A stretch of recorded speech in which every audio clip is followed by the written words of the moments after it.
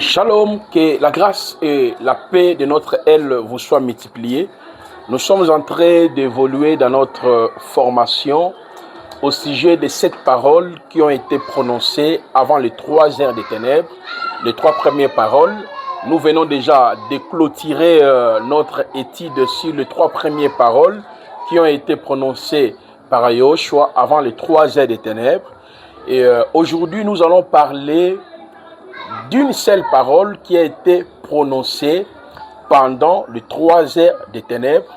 Et enfin, nous allons continuer avec les 3 autres paroles qui ont été prononcées avant les 3 heures des ténèbres.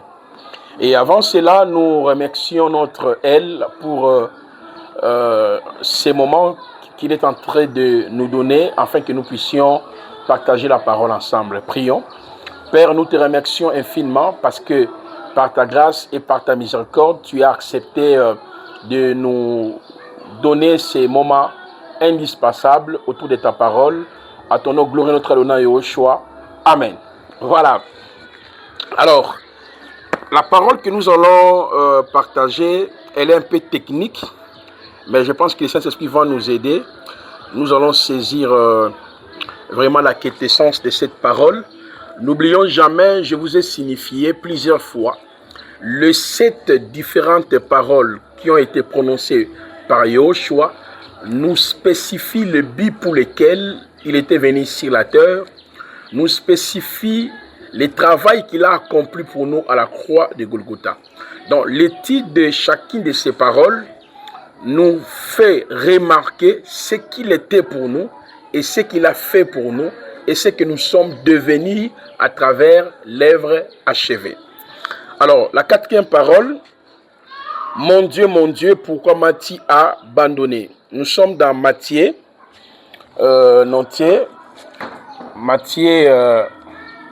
chapitre 27, verset 46. On prend aussi Marc 15, 34. Mon Dieu, pourquoi m'as-tu abandonné? En réalité, ce texte a été l'objet de controverses au cours de l'histoire de l'Église et même jusqu'à présent, beaucoup de personnes ont interprété cette 4e parole d'une manière erronée en disant, bon, si Jésus est Dieu, mais pourquoi il disait, mon Dieu, pourquoi m'as-tu abandonné? Donc, il n'est pas Dieu, donc Jésus s'adressait à un autre Dieu. Mais en réalité, cette parole, elle ne peut pas être comprise de cette façon. Parce que la 4e parole explique au fait le salut, la rédemption, la rançon, donc sous d'autres mots, les acquis de la croix. Il y a la rédemption, l'imputation, la glorification, la propitiation, les rachats, le pardon. Et vous vous rappelez de tout ce que nous avions vu ensemble avec vous en parlant sur la sotériologie, la partie 1, la partie 2, la partie 3, la partie 4, la partie 5.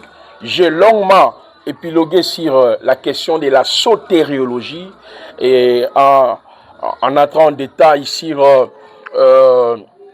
c'est quoi la rédemption, c'est quoi l'imputation. Même les livres sont disponibles www.ibk.cd. Vous trouverez tous les livres. Nous avons révisé plutôt ces livres-là. Nous avons ajouté d'autres détails.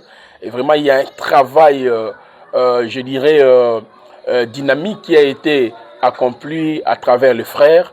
Et je pense que cette fois-ci, les choses sont vraiment détaillées, améliorées avec la langue française vraiment fluide afin de pouvoir aider les frères. Donc tu peux déjà aller télécharger le livre. Voilà, même si vous avez les anciennes versions, ce n'est pas un problème, mais c'est toujours le même contenu. Il y a eu quand même justement les ajouts et les changements. C'est là où nous avons décortiqué sur la doctrine de la sotériologie, la doctrine du salut. Je viens de vous dire que cette parole nous renvoie en réalité sur la notion du salut, la rédemption, la rançon, l'imputation, la glorification. Je vais le démontrer. Pourquoi? Parce que cette parole a été prononcée pendant les 3 heures. Les 3 heures de ténèbres.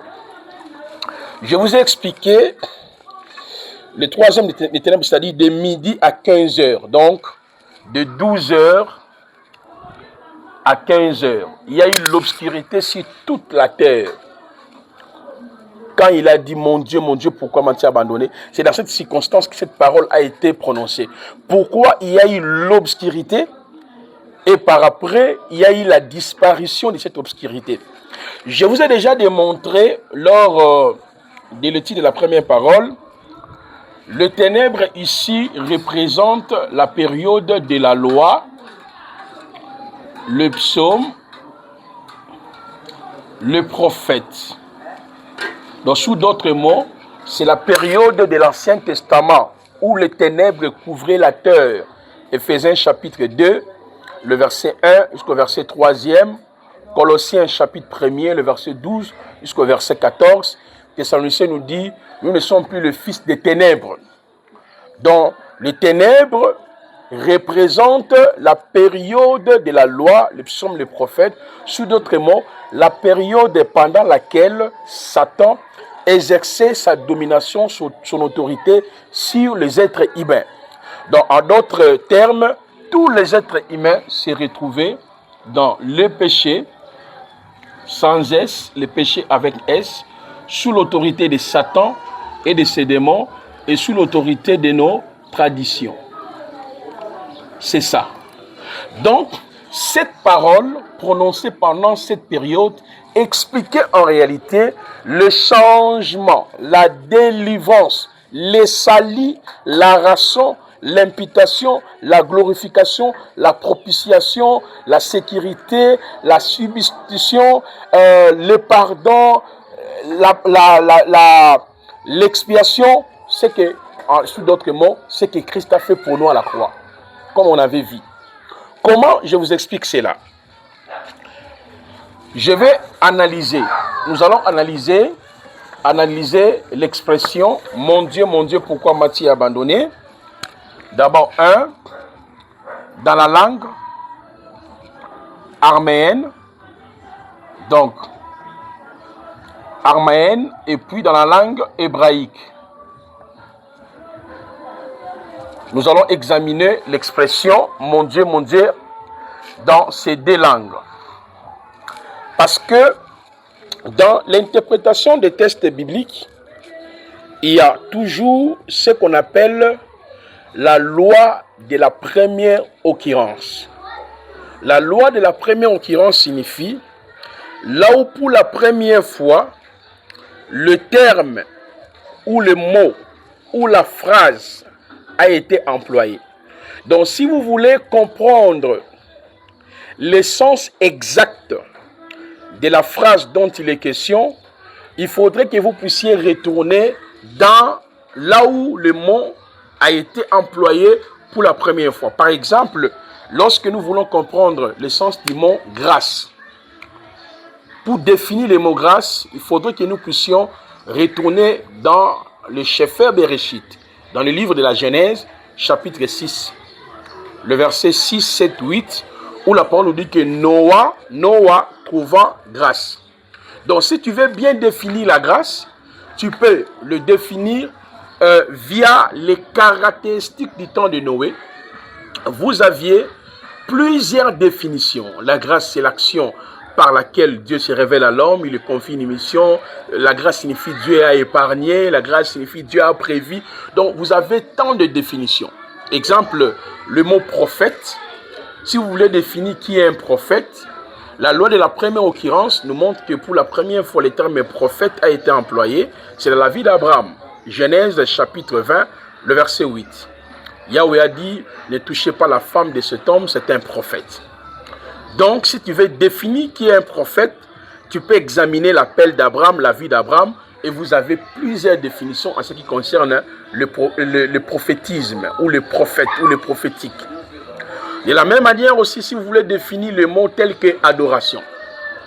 il faudrait que vous puissiez lire Genèse chapitre 22, le verset 1er jusqu'au verset 13e. C'est pour la première fois que Dieu a utilisé le mot adoration par le biais de son serviteur Abraham lorsqu'il lui avait obligé d'offrir son fils Isaac. Donc là, tu peux définir l'adoration comme la soumission, l'action d'écouter, d'obéir, l'action de servir, l'action d'être guidé par Yahweh. Donc en fait, la définition, elle est vraiment énorme. De la même manière, dans la 4e parole, mon Dieu, pourquoi m'as-tu abandonné? Cette parole révèle, c'est-à-dire dans la loi de la première occurrence, nous renvoie dans Téhilim, psaume 22, dans psaume 22, le verset 1, vous descendez jusqu'à la fin. David dit ceci. Après, nous allons examiner l'expression dans la langue grecque, non, l'araméen et hébraïque. Bon, pourquoi pas la langue grecque aussi, on verra. On pourra aussi examiner ça, ça ne dérange pas. La parole nous dit ceci, dans psaume 22, au chef des chantres sur biche de l'aurore, psaume de David. Mon Dieu, pourquoi m'as-tu abandonné? Éloigne-tu sans me secourir, sans écouter mes plaintes. Mon Dieu, j'écris le jour et tu ne réponds pas. La nuit, je n'ai point de repos. Donc, c'est-à-dire l'expression mon Dieu, pourquoi m'as-tu abandonné, selon la loi de la première occurrence, signifie je suis dans la souffrance, je suis sous un jugement. Vous pouvez expliquer l'expression de plusieurs manières. Je suis sous le choc, sous le jugement, je suis sous la peine, parce que David traversait des moments difficiles.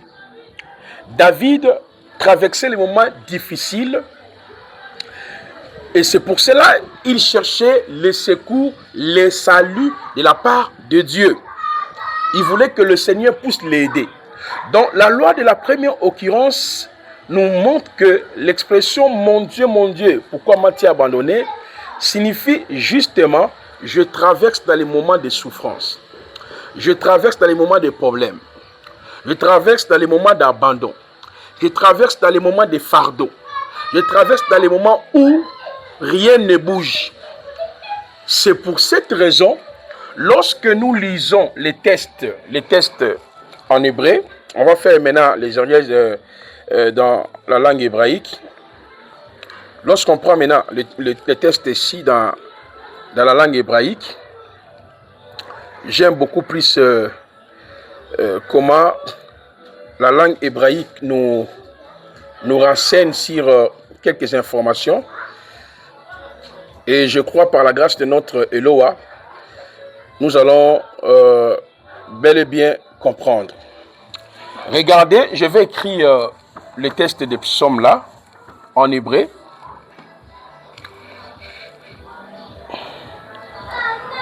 Voilà, je vais écrire ça en hébreu.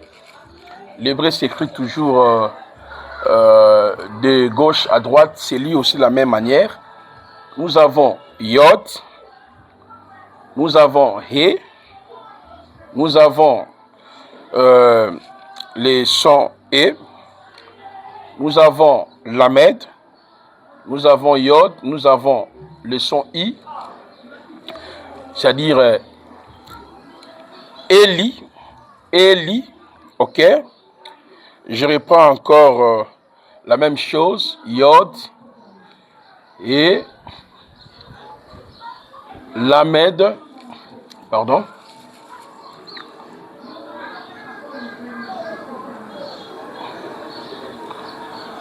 Donc, Heli, oh là là, Yod, voilà, Lamed, donc, Heli, on continue, Lamed, Mem, Patar, He.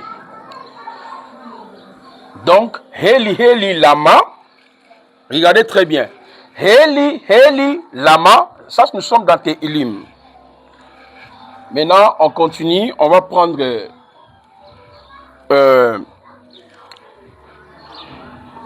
voilà. On prend Aïn. On prend Aïn. Et on va prendre Zaïn. On prend Zaïn. Et puis, il y a Vet. Zaïn est vocalisé. Et puis, il y a Vet avec Sheva. Et puis, il y a Tav, vocalisé. Et puis, nous avons Nun. C'est ce que nous lisons ici. Eli, Eli, Lama. Eli, Eli, Lama. Azavtani. Donc, Azavtani. Ok, que nous lisons Lamatani. Azavtani. Donc, en hébreu, on lit Eli, Eli, Lama, Azavtani. Pas Labastani, non. C'est Eli, Eli, Lama, Azavatani. Eli, Eli, Lama, Azavatani. Maintenant, regardez très bien. Le terme ici, Azav, voilà, Azav, Zaïn, voilà, vocalisé, et puis Vet non vocalisé, ça donne Azav. Ça donne Azav. Le terme Azav, c'est ce qui a été traduit en français par abandonné. C'est ce qui est bien. Mais lorsque nous entrions dans la profondeur de ces termes ici, qu'on a employé, Azav, veut dire aussi laisser derrière soi. Donc, Azav est dans le sens de porter. Donc, de laisser derrière soi, c'est-à-dire le problème, les difficultés, beaucoup de choses qui pèsent sur toi. C'est pour cela que nous allons bien comprendre le sens de l'expression. Donc, lorsque Yoshua dit Eli, Eli, lama azavtani, Eli, Eli, lama azavtani, ça c'est la prononciation hébraïque, il voulait dire que j'ai porté, on a laissé tout derrière moi. J'ai porté quoi? Qu'est-ce qu'il a porté? Eli, Eli, lama savatani. Donc il a porté en réalité à la croix, Azav, il a porté, écoutez très bien, il a porté le péché adamique, les péchés avec S, il a porté toutes nos traditions, il devient malédiction pour nous, il nous délivre de Satan. C'est ça le sens tu m'as abandonné. Abandonner là ne veut pas dire que Dieu a laissé Jésus, Jésus est parti. Non, abandonner dans le sens où il a porté nos fardeaux. Il a porté, on a laissé tout sur lui. C'est-à-dire, il devient souffrant, il devient malédiction, il devient péché. C'est pour cela, lorsque vous lisez dans les textes bibliques, comme Ésaïe 53, le verset 1er jusqu'au verset 10e, qui nous dit « Cependant, ce sont nos souffrances. Il s'est chargé de nos iniquités. L'homme qui n'avait pas les péchés. » C'est ça, en fait, le sens du terme Azav. Eli, Eli, lama, zavatani. Ça, c'est dans la loi de la première occurrence. Cela veut dire, Dieu, tu m'as laissé dans cette condition. Tu m'as laissé dans la souffrance. Tu m'as laissé dans les problèmes. Lisez, par exemple, Hébreux chapitre 5. Je vais lire ça rapidement. Vous allez voir, dans Hébreux chapitre 5, même Hébreux chapitre 1, on va mélanger voilà, je vais commencer dans l'Hébreu chapitre 5, non, Hébreu chapitre 1er. Regardez, je prends, voilà, je prends même le verset 8. Mais il dit au Fils, ton trône, ô Dieu éternel, le sceptre de ton règne est un sceptre d'équité. Tu as aimé la justice, tu as haï l'iniquité. C'est pourquoi, ô Dieu, ton Dieu t'a oint d'une huile. Non, je dois commencer celui qui était abaissé un peu de temps. Voilà, Dieu l'a élevé. Ah, voilà. Je commence à partir du verset 2. Écoutez très bien, Hébreu chapitre 2. C'est là où la parole nous explique, il a été humilié, il a fait l'expiation de nos péchés parce que, mon Dieu, pourquoi tu m'as abandonné? C'est dans le sens où il a porté nos péchés, dans le sens où il nous a délivrés, dans le sens où il devient péché. C'est très important. Regardez, on nous dit ceci. Carrément, je lis le verset 1er. Après avoir autrefois à plusieurs reprises et plusieurs manières parlé à nos pères par les prophètes, Dieu dans ces derniers temps nous a parlé par les Fils qu'il a établi héritier de toutes choses, par lesquelles aussi il a créé le monde, et qui étant le reflet de sa gloire et l'empreinte de sa personne, soutenant toutes choses par sa parole puissante, a fait la purification des péchés, s'est assis à la droite des majestés divines dans le lieu très saint. Devenu d'autant supérieur aux anges qu'il a hérité d'un nom plus excellent que les lèvres. Auquel des anges Dieu a-t-il jamais dit, tu es mon fils, je t'ai engendré aujourd'hui, et encore je serai pour lui un père, il sera pour moi un fils. Lorsqu'il introduit de nouveau dans le monde, le premier-né dit que tous les anges de Dieu l'adorent. De plus, il dit des anges, celui qui a fait de ses anges des vents et de ses serviteurs des flammes de feu. Mais il dit au Fils, ton trône, ô éternel, c'est le sceptre de ton règne, est un sceptre d'iniquité. Tu as aimé la justice, tu as haï l'iniquité, c'est pourquoi ton Dieu, ô Dieu, ton Dieu t'a oint d'une huile de joie au-dessus de tes égaux. Encore toi, Seigneur, tu as au commencement fondé la terre, le ciel sont l'ouvrage de tes mains. Ils périront, mais tu subsisteras, ils verront comme un vêtement, tu les rouleras comme un manteau et ils seront changés. Mais toi, tu restes le même, tes années ne finiront point. Auquel des anges, Dieu n'a-t-il jamais dit, assis-toi à ma droite jusqu'à ce que je fasse de tes ennemis, ton marchepied. Regardez ici, on présente en réalité Yehoshua, étant donné celui par qui le Seigneur s'est envoyé pour faire l'expiation de nos péchés. C'est en ce moment-là, à la croix, il devient péché pour nous. Il a fait l'expiation de nos péchés. Regardez dans le verset de Hébreu chapitre 2, on nous dit, c'est pourquoi nous devons d'autant plus nous attacher aux choses que nous avons entendues, de peur que nous ne soyons emportés loin d'elles. Car si la parole annoncée par les anges a eu son effet, si toute transgression et toute désobéissance a reçu une juste rétribution, comment échapperons-nous en nous négligeant ainsi grand salut qui annoncé d'abord par le Seigneur, nous a été confirmé par ceux qui l'attendent. Vous voyez? Alors, la parole démontre clairement que c'est par Yehoshua que le Seigneur nous a purifiés. Continuez même dans Hébreu chapitre 2 là. On démontre que c'est lui qui nous a délivrés, c'est lui qui a fait l'expiation de nos péchés.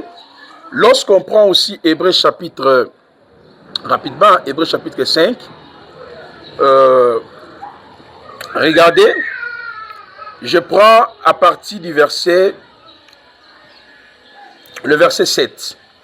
Celui qui, dans le jour de sa chair, ayant présenté avec des grands cris, avec les larmes de prière, de supplication, à celui qui pouvait le sauver de la mort, ayant été exaucé à cause de sa piété, et appris bien qu'il fit l'obéissant par les choses qu'il a souffert, et qui, après avoir été élevé à la perfection, est devenu pour tous ceux qui lui obéissent l'auteur d'un salut éternel. Vous voyez? Donc, lorsqu'il dit « Mon Dieu, pourquoi m'as-tu abandonné ?» Donc, en réalité, Eli lama asavantani, le texte signifie tout simplement que celui qui a porté nos péchés. Vous voyez? C'est celui qui a porté nos péchés. Il a porté le péché, ces péchés ici. Il nous a libérés de nos traditions et il nous a délivrés. Je vais vous les démontrer encore. lorsque nous allons examiner les tests en araméen. En araméen, parce que dans Marc 15, 34, Matthieu 27, 46, il a prononcé le test là, dans la langue araméenne. Voilà. Je vais faire une petite démonstration rapidement. Prenons par exemple le test dans la langue araméenne.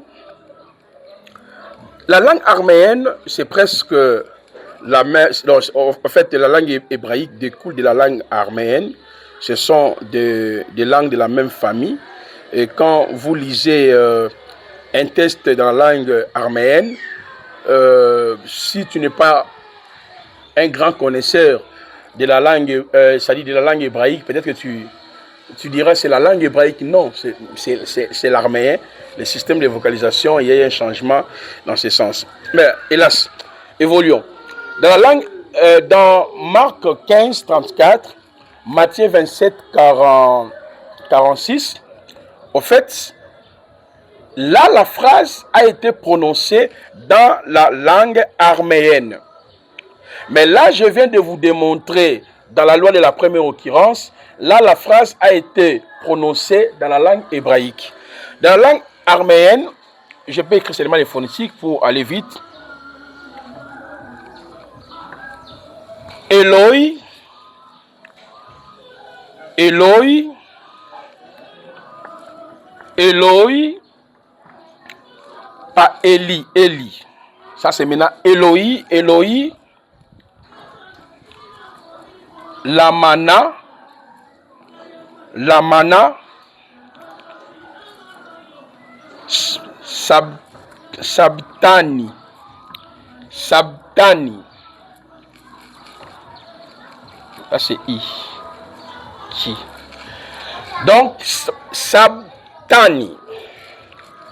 Le terme ici, Eloi, Eloi, Lamana, Sabtani, qui a été traduit, mon Dieu, pourquoi m'as-tu abandonné?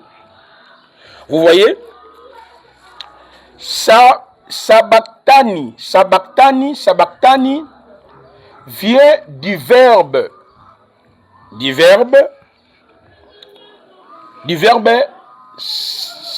sabak, sbak. Donc, sbak, sbak.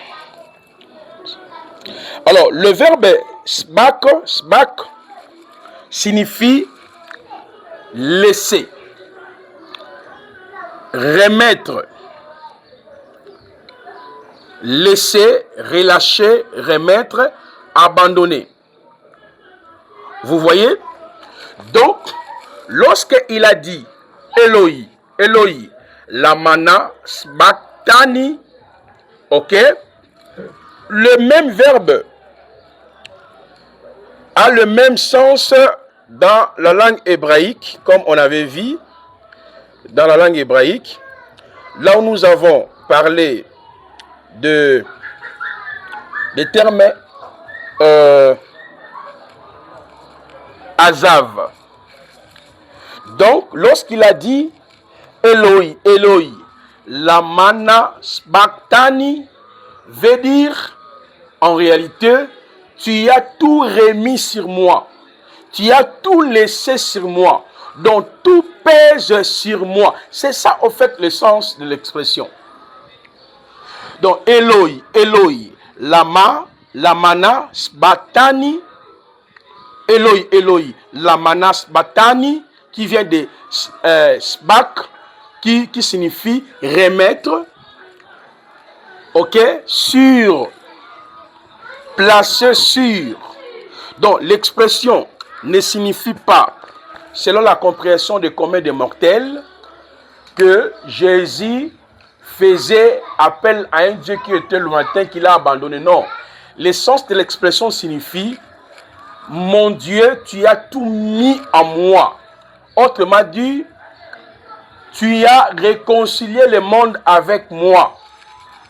Mais qui parle là? C'est Jésus. Mais qui est Jésus? C'est lui-même Dieu manifesté en chair. C'est pour cette raison, lorsque vous lisez dans 2 Corinthiens chapitre 5, où la parole nous dit, Dieu était en Christ, réconcilia le monde avec lui-même. Donc, Eli, Eli, Eloi, Eloi, lama sabtani signifie Dieu, tu as tout réglé sur moi. Tu as tout mis sur moi. J'ai porté le fardeau sur moi.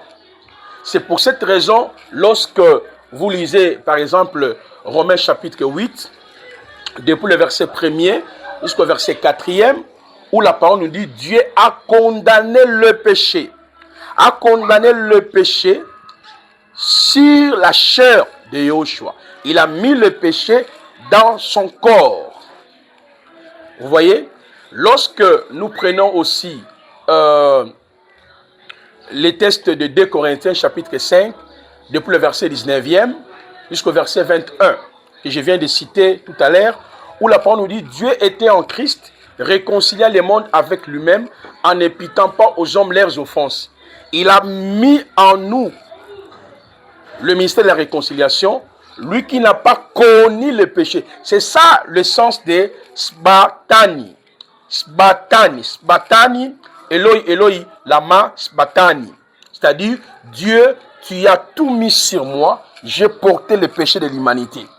Est-ce que vous comprenez? C'est pour cela, je vous ai dit, cette phrase dégage en effet l'idée du salut, de la rédemption, de l'imputation, de la glorification. Or, ensemble avec vous, nous avons décortiqué en réalité tous les actes des rédempteurs. Ça explique ce que Yahushua a fait pour nous et ce que nous sommes devenus. Vous voyez? Donc, Eloi, Eloi, lamana, sbatani, ne signifie pas que Jésus-Christ faisait l'appel à un Dieu qui était lointain pour pouvoir les délivrer. Non. La loi contextuelle de l'expression l'arméenne, Eloi, Eloi, lama, sbatani, signifie Dieu, tu as mis tout sur moi. Donc tout pèse sur moi. Qu'est-ce que Dieu a mis sur Mashiach? Le péché adamique. Quand tu lis Romains chapitre 5, le verset 12 à 18, qui nous présente l'universalité du péché. Et lorsque vous évoluez, à partir du verset 18 jusqu'au verset 21, qui nous montre la justification, comment Dieu vous a justifié de ses péchés. Et lorsque vous prenez Romains chapitre 7, à partir du verset 1er, et vous allez jusqu'à la fin, Paul démontre encore comment le péché régnait sur tous les êtres humains. Et dans Romains chapitre 8, il explique que Dieu a mis ces péchés-là sur le corps de Christ et nous avons été justifiés, nous avons été glorifiés, qui acquisera les élus d'Élohim. Donc, la quatrième parole prononcée pendant les 3 heures des ténèbres nous explique qu'en réalité, ceux qui sont en Christ, avec Christ, par Christ et pour Christ, ont été délivrés de l'autorité des ténèbres, ont été délivrés de la puissance des ténèbres, c'est-à-dire les autels, le lien, les malédictions. Pourquoi Jésus-Christ est devenu péché? Il est devenu malédiction. Dieu a tout fait reposer sur le corps de Yahushua HaMashiach. Il a porté nos iniquités et nos péchés. Donc, lorsque vous voulez prêcher sur les acquis de la croix, vous pouvez examiner cette phrase, mon Dieu, pourquoi m'as-tu abandonné? Donc, c'est dans le sens où le péché sans S a été effacé, le péché avec S, il nous libère de l'autorité de Satan. Donc, la quatrième parole nous montre que clairement, nous ne sommes plus dans les ténèbres, mais nous sommes dans le royaume de Yahushua.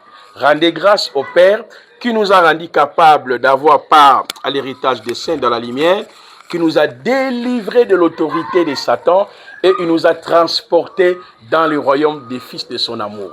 C'est ça, mon Dieu, pourquoi m'as-tu abandonné? Donc ça explique que c'est seul Jésus-Christ qui a porté tous nos péchés. Et même dans le texte de 1 Corinthiens, chapitre 1er, depuis le verset 30 à 32, nous dit Il s'est fait pour toi et pour moi rédemption, sagesse, sanctification. Non, j'aime ça. Vous voyez? Et 1 Corinthiens chapitre 6, le verset 9 à 11 nous dit, nous avons été lavés, nous avons été justifiés, nous avons été sanctifiés. C'est le jour où il est devenu pour nous Sabtani. C'est-à-dire, Dieu a tout remis sur lui et il a porté nos péchés. Donc, la quatrième parole démontre en réalité, à travers Yahushua, nous avons la rédemption.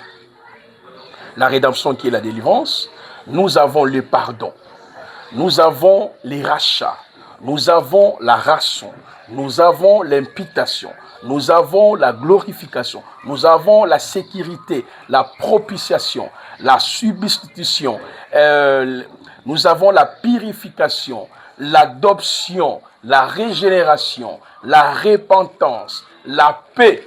Tous les acquis de la croix, Yahushua nous les a accordés lorsque il est monté à la croix. Donc la quatrième parole explique, il a mis fin au règne de Satan et nous sommes dans le royaume de la lumière. Je pense qu'en ces moments, nous sommes en train de comprendre la profondeur des lèvres de la croix. Je vous ai dit que toutes les différentes paroles prononcées par Yahushua, c'est pour nous ramener sur ce qu'il était pour nous et ce qu'il a fait pour toi et pour moi à travers l'œuvre achevée. Alors pour aujourd'hui, donc je n'ai pas le temps de développer ce qu'est la rédemption, la justification, l'imputation, la propitiation. Voilà, comme on avait déjà vu ça avec le cours aussi, la sotériologie, parce qu'un prédicateur doit avoir l'intelligence dans l'interprétation. Donc c'est à vous de voir comment tu peux associer, expliquer le troisième des ténèbres, développer cela dans ce sens-là. Ça va beaucoup plus bénir l'Église. Tu peux tenir même des séminaires où tu parles aussi de cette parole. Ça peut dépendre même toute une année où vous expliquez. Bon, aujourd'hui, on est trop pressé de parler des liens, des autels, des malédictions. Or, il y a des enseignements énormes où tu peux exploiter. Là, tu parleras des liens, des malédictions, tu parleras de la croix, tu parleras du Saint-Esprit. Tout est à l'intérieur. Tout prédicateur qui ne fait pas référence à l'œuvre de la croix, à ce que nous étions avant la croix, à la puissance du Saint-Esprit, au retour de Yahushua dans son message, ce n'est pas un bon prédicateur. Voilà, nous arrivons à la fin de le titre de ces quatrièmes paroles. Par la grâce de notre Eloa, nous allons prendre pause pour étudier maintenant la cinquième, la sixième et la septième parole. Donc cela veut dire que par jour, nous avons deux vidéos. Il y a une vidéo les avant-midi, une autre les après-midi. Au carrément, vous pouvez aussi suivre ça les après-midi, les deux. Mais à noter que chaque jour, vous serez obligé de suivre des leçons. Donc voilà. Prions. Merci Père pour ces moments glorieux que tu nous avais accordés. Tu es là pour nous parler, pour nous guider, pour nous orienter. Continue à faire ton travail dans la vie de chacun. Manifeste ta gloire infinie. Donne-nous la compréhension de ce que tu as fait pour nous à la croix. À ton nom glorieux, notre nom Yahushua. Amen.